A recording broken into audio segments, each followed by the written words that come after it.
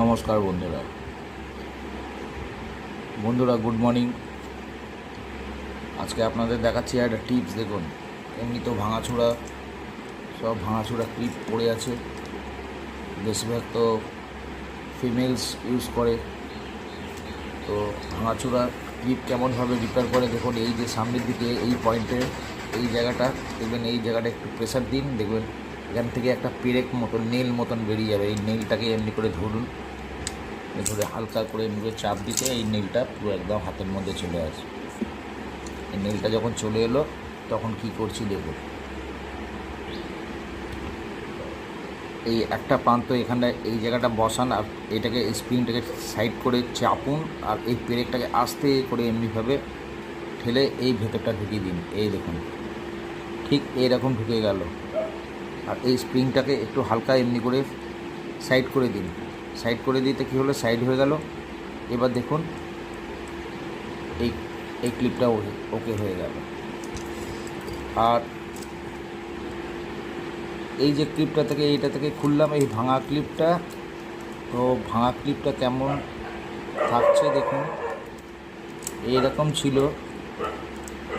আর এই যে পয়েন্টটা আছে এই পয়েন্টটা ঠিক এই রকমভাবে ছিল, কিন্তু এইটা রিপেয়ার করে লাভ নেই, কেন অলরেডি এটা ভেঙে গেছে। তো এটাকে ফেলে দিতে হবে, এটা রেখে কোনো লাভ নেই। কিন্তু এর যে স্প্রিংটা হলো, স্প্রিংটা এখানে লেগে গেল। আবার দেখাচ্ছি বন্ধুরা, ঠিক করে মনোযোগ দিয়ে দেখুন। এই যে এই জায়গাটা, এই ক্লিপের এই জায়গাটা দেখুন একটা পেরেক আছে। এমনি করে চাপ দেবেন, এই পেরেকটা যখন এখান থেকে খুলে যাচ্ছে আপনি এমনি করে আঙুল দিয়ে রাখুন, নয়তো এই স্প্রিংটা ছিটকে বেরিয়ে যাবে। এরকমভাবে আঙুল দিয়ে এমনি করে চেপে রাখুন, চেপে রাখতে পুরো ক্লিপটা বেরিয়ে হাতে চলে এলো। আবার কি করবেন, এরকমভাবে ক্লিপটাকে চেপে এমনি ঢুকিয়ে দিলে এটা দেখুন অলরেডি ওকে হয়ে গেছে। এটা বানানোর জন্য কি লাগলো দেখুন, এই রকম একটা সরু পেরেকের মতন জিনিস লাগলো দরকার।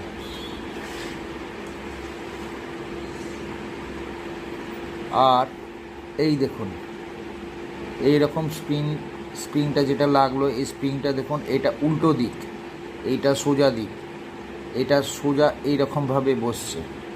আমি আপনাদের খালি ভাঙাটাতে দেখিয়ে দিলাম যাতে আপনারা বুঝতে পারেন। এই যে ঠিক এই রকম বসছে, আর এর মধ্যে থেকে পেরেকটা ঢুকে যাচ্ছে, আর এই প্রান্তটা উপর দিকে উঠে থাকবে। এটা যেন নিচে না থাকে, নিচে থাকলে এটা হবে না।